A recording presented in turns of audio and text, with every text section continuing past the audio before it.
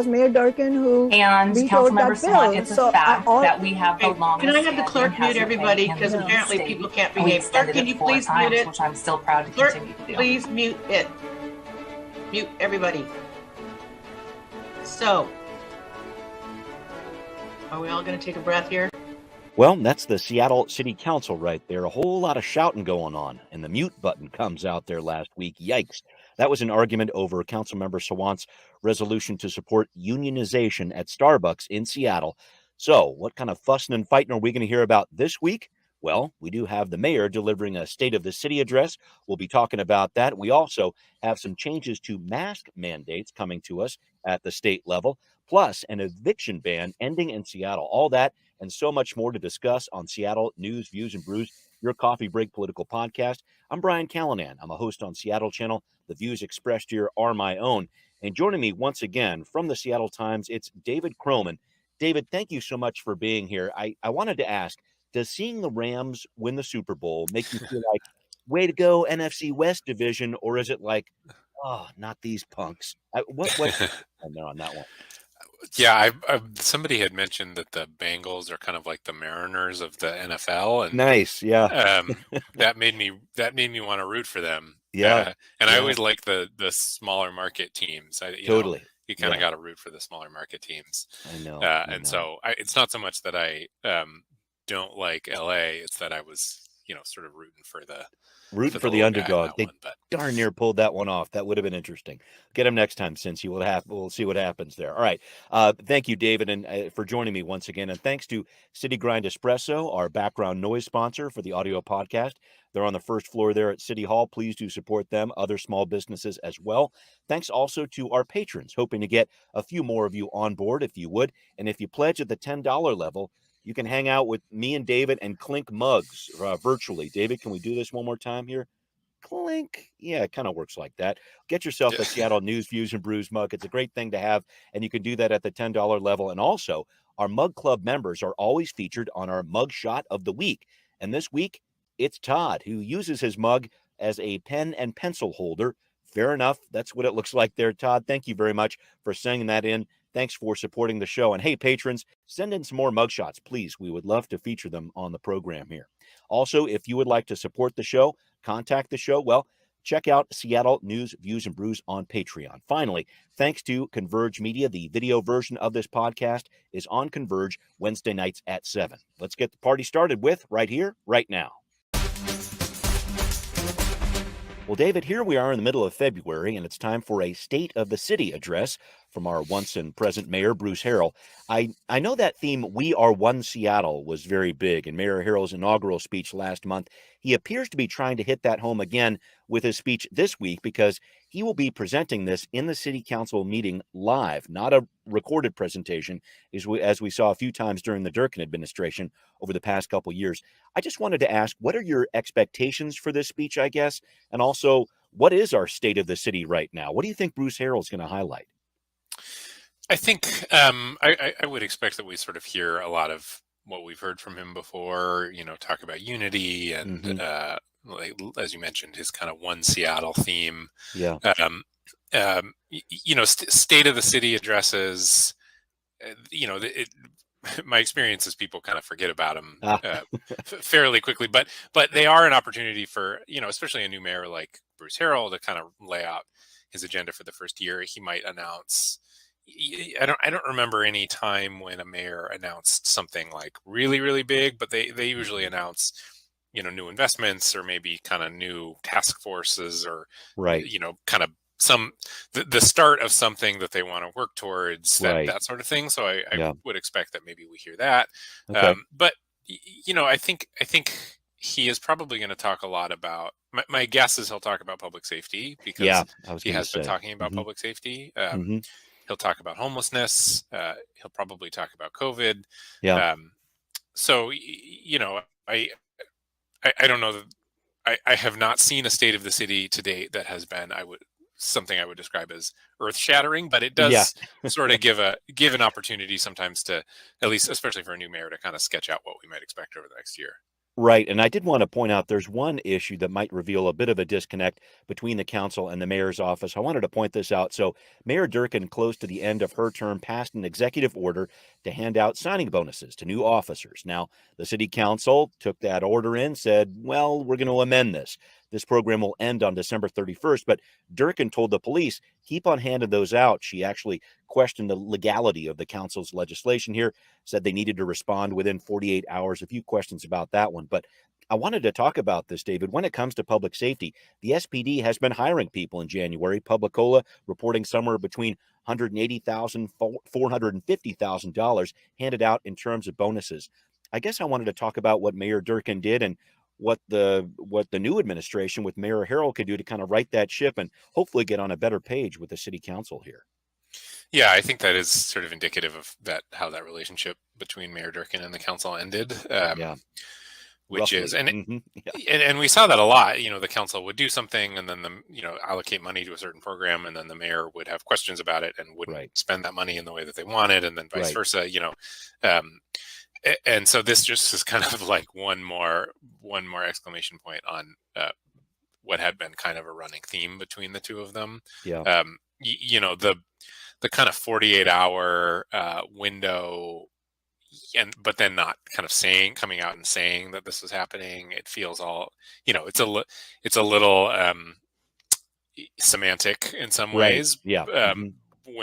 But more broadly, it just kind of reflects a fundamental disconnect between the two of them at the time. Yeah. It's interesting that the Harrell administration is, they've been giving interviews on this, both Yeah. to Seattle Times and Right. Publicola, and they have been pretty upfront about Yeah. how their Yeah. concerns Showing about how this was documents, done. etc. Yeah. Uh-huh. And I say it's interesting because I expect fully that Mayor Harrell would support some kind of continued signing bonus Yes. for police officers, because he has campaigned and made explicit that he wants to grow the police force. And so, Right. I do think that this is probably an effort on his part to get off on the right foot with this council. They're going to have disagreements about, for example, whether there should be signing bonuses at all. But Right. Yeah. does seem to be at least some effort to air those disagreements in public, and rather than kind of these sort of backdoor fights that seem to be happening between the council and Mayor Durkin. And we'll see what happens there, because I know Councilmember Herbold at the end of last year was saying, hey, that's great. We can talk about bonuses for the SPD, but there's a lot of other frontline workers within city agencies that we might consider bonuses for too. So we'll definitely see how that one plays out. But I wanted to talk about the other big news at the state level this week, David, and that's mask mandates. This is a big one. So on the 18th, the state's mask mandate for outdoor events of 500 plus people will be lifted. I got to say, I didn't really remember that was in place, but that's what's happening on the 18th. And the governor is saying he will talk about a timeline to lift the indoor mask requirement sometime this week. So, David, I got to think the whole state is glued to the governor's office right now to try to figure out what's next on this, because we got California saying, okay, end of February, we're ending the indoor mask mandate. Oregon, end of March, we're ending it. What do you think Governor Inslee is going to say about ending the indoor mask mandate in Washington? I will agree with you that I think the outdoor large event mask mandate, I'm not sure ending that means all that much. I mean, if you had seen a Seahawks game or a Mariners game or something, right, most of the crowd kind of had their mask around their chin or whatever. At best, right. Yeah, exactly. I mean, he said last week he would likely give a date for when the mandate will end this week. Nothing in the calculation, nothing in the sort of data around cases has changed fundamentally since he said that. And in fact, the trend of downward cases seems to be kind of continuing. And so I would expect that he will deliver a date on when the mask mandate will end. I don't know. I'm trying to think of what could change between now and then to disrupt that announcement. I guess the question is how far out he's looking. He didn't say he will end the mandate this week. He said he would give a date for when the mandate will end. Important.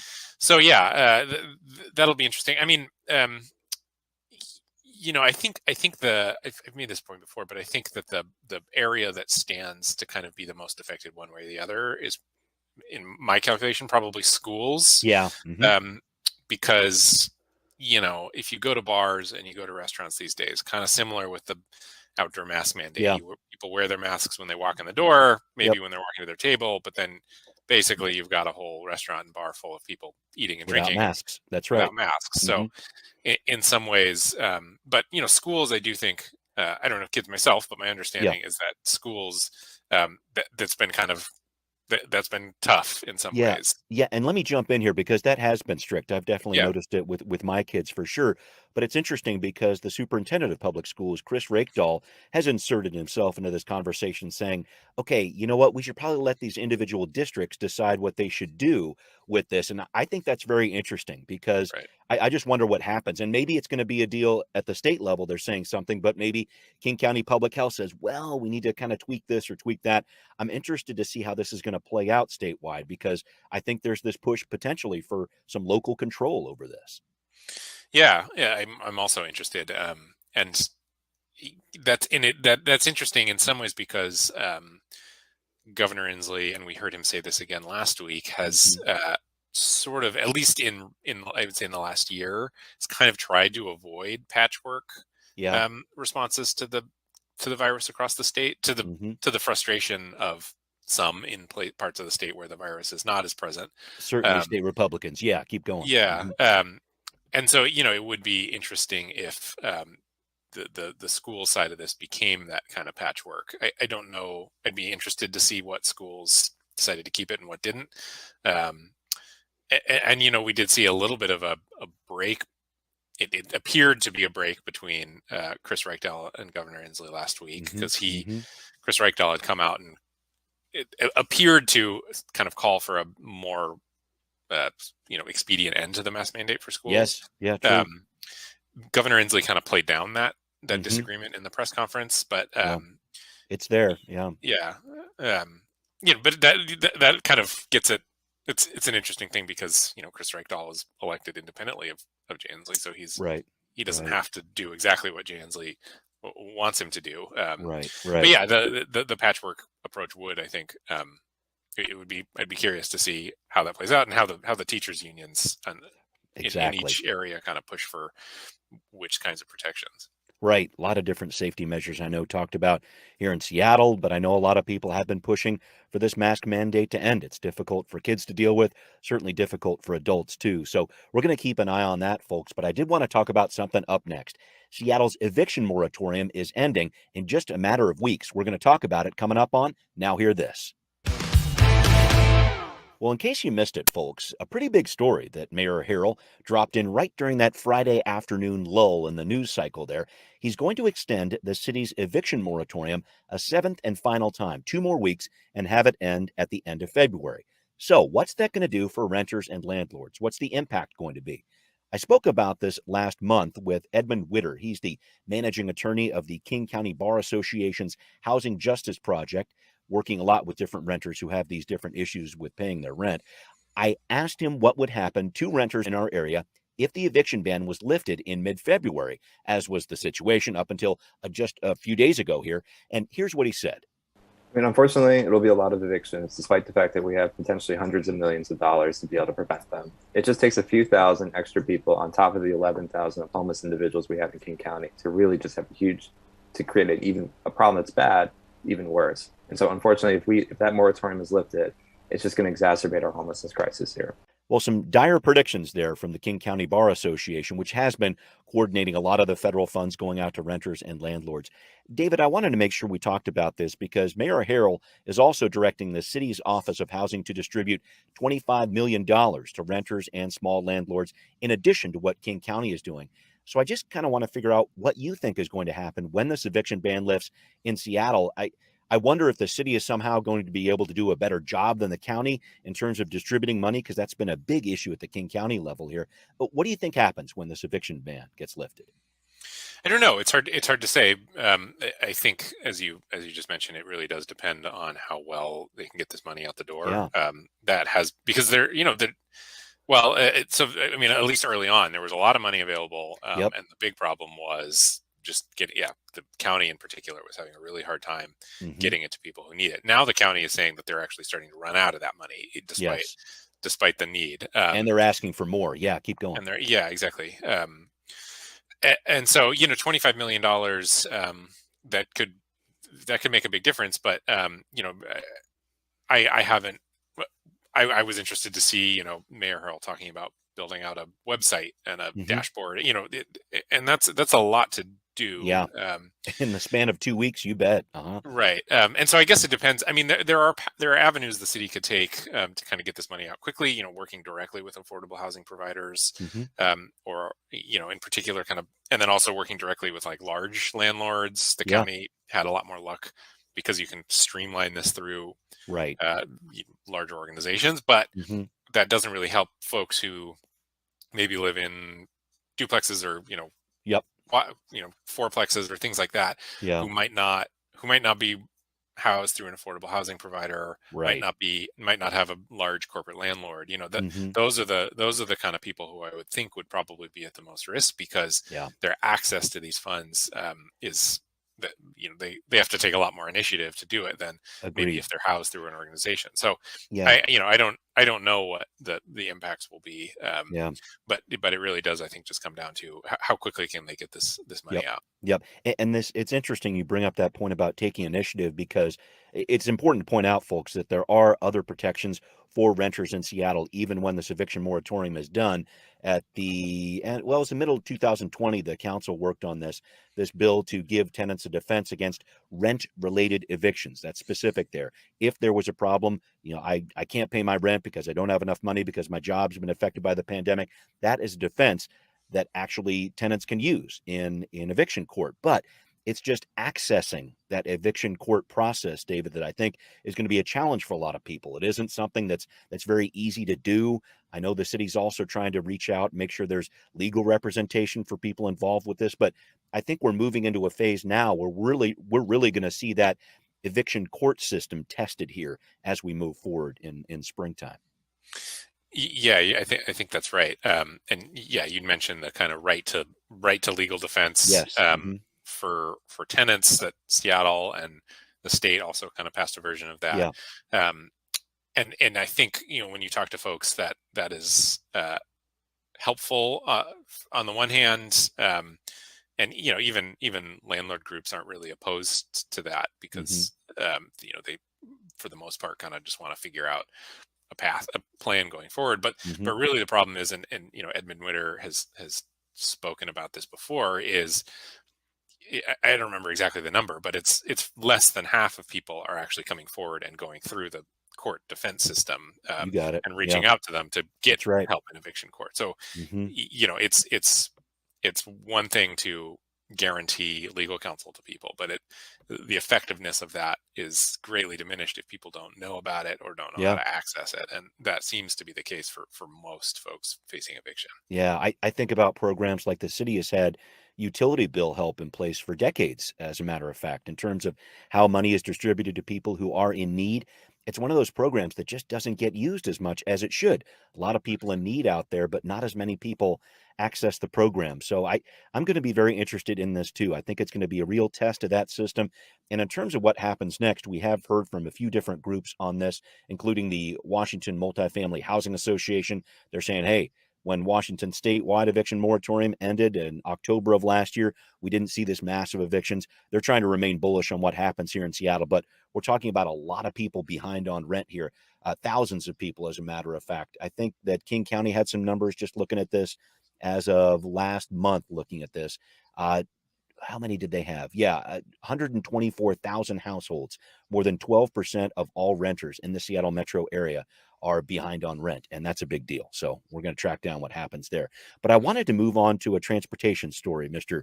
Transportation Reporter, if I could. It's an important part of what the City Council is doing this week in its Transportation Committee, talking about the draft environmental impact statement for Sound Transit for its projects to expand out to Ballard and West Seattle. And let the comments begin. The public comment period just started up for this project. That comment period wraps up on April 28th. Make sure you contact Sound Transit if you want to about this.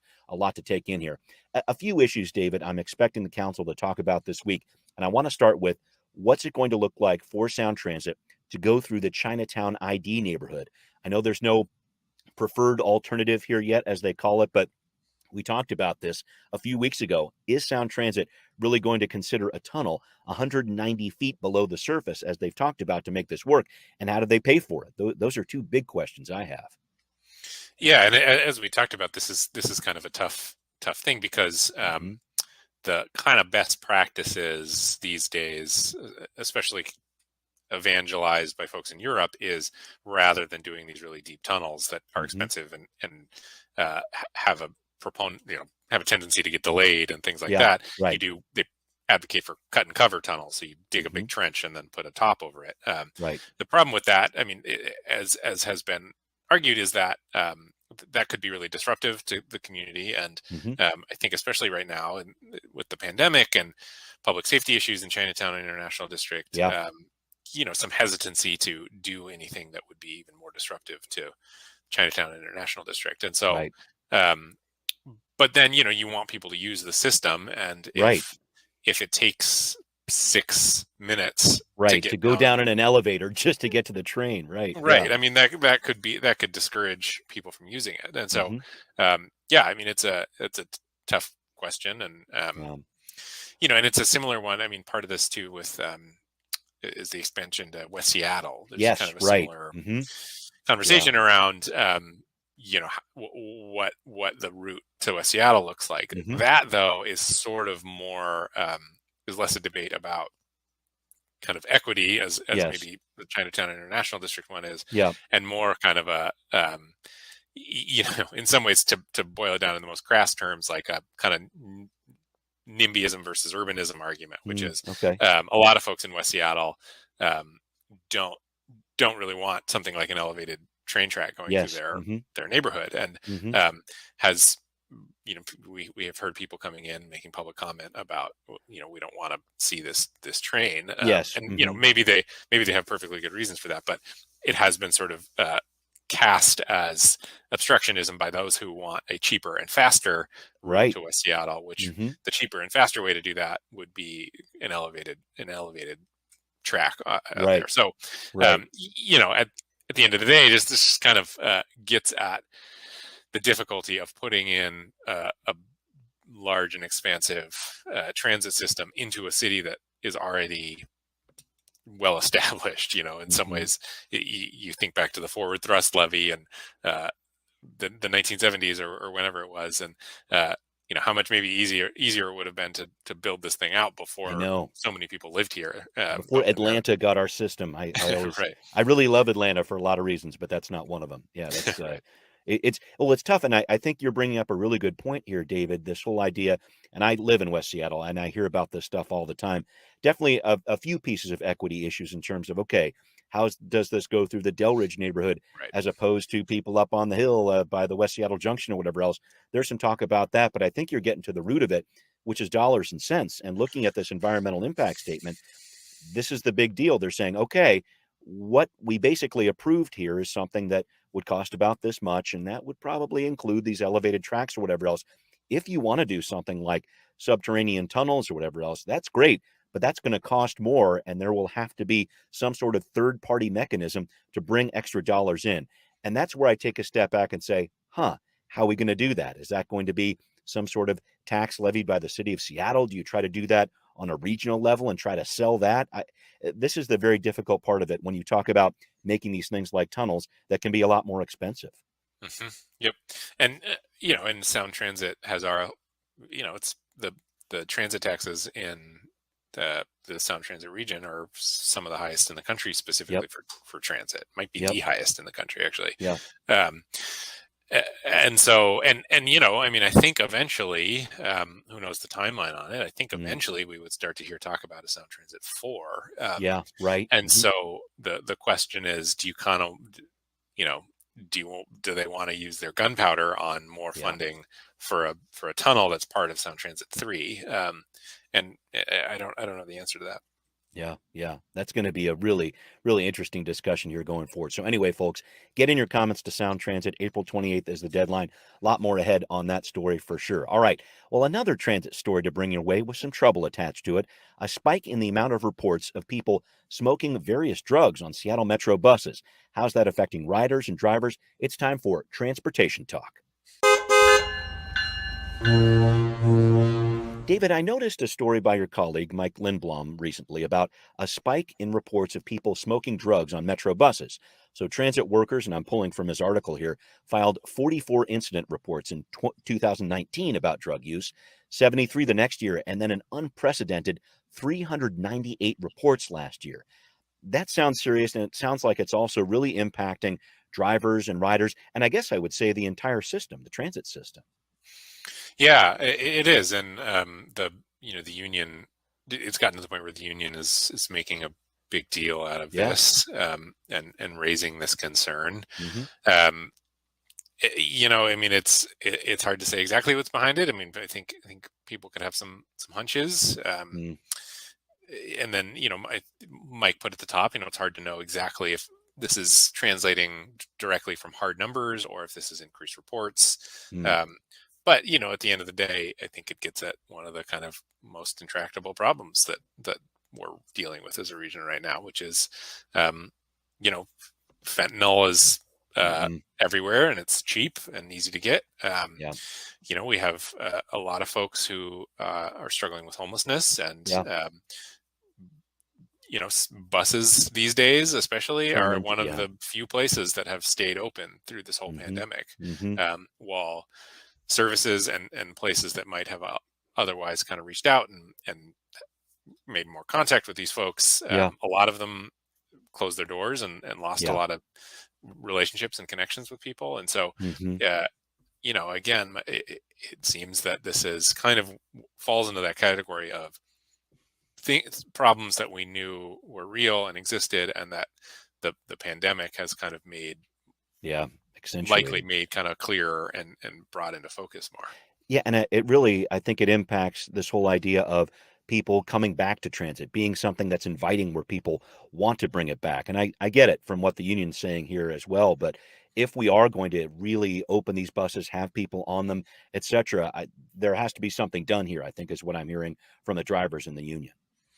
Yeah, and right, exactly, that if because ridership is still down quite a bit, and so if we want people to return to the buses, how do we make them a place where people feel comfortable and safe being on them? And I think this report from Mike is both concerning for the drivers, but then also probably concerning for people thinking about returning to using public transit regularly. Right. Yeah. So if you bring the people back to use transit, maybe that's going to help. I noticed Mike called it kind of a chicken and egg type of argument there, and I get it. I mean, it'll be interesting to see how that plays out and how Metro Transit King County Metro really tries to right itself. And I should point out that the King County Council is discussing this week on Tuesday. Rod Dembowski calling a meeting there. Sounds like the union's going to weigh in, and a few other folks. So a lot happening with this issue. And thanks, David, for breaking down that piece, and thanks, Mike, for writing it too. But it is time to finish up the show here, David. And I've been following your tweets like I try to do religiously every week. And I noticed that you and I, no, it's good. It's always good stuff, man. You and I share a terrible first world problem. How did that song end up on my Spotify playlist? Tell me your tale of woe. What happened here, man? Well, I don't know. I just was I was out doing some yard work yesterday, and I had been listening to Spotify. And then you know how when an album ends, Spotify kind of takes over and starts playing random stuff. And Crosby, Stills, Nash and Young popped up. And I don't know. I guess I thought that Neil Young and some of his former bandmates had pulled their music from Spotify in protest of Joe Rogan. Turns out that there's some nuances around rights to certain songs, and Crosby, Stills, Nash and Young apparently does not fall under the category of music that Neil Young has the authority to actually pull from Spotify. But it did sort of surprise me. It's not that you're not a fan of the music. I think I see where you're going here. Okay. Well, yeah, I don't mind Crosby, Stills, Nash and Young. I would not say that they are my favorite, though. I like Neil Young. He's easy to rake to, though, right? That's true. I like Neil Young as a solo artist better than I like them as a group. All right. So I would have, but it just surprised me. Yeah, no, that throws time. It's like, Spotify, why are you controlling my life like this? But a story for another time, probably. Thank you, David, as always, for joining me on the show here. Thanks to everybody out there listening. Thanks especially to our patrons. It's Seattle News, Views, and Brews, where you can always find out what's brewing in local politics. Subscribe on iTunes, or if you listen on Spotify, thank you, or wherever you might listen. Again, please do support our show on Patreon. Always appreciate it. Thanks for watching on Converge Media 2. We will see you next time.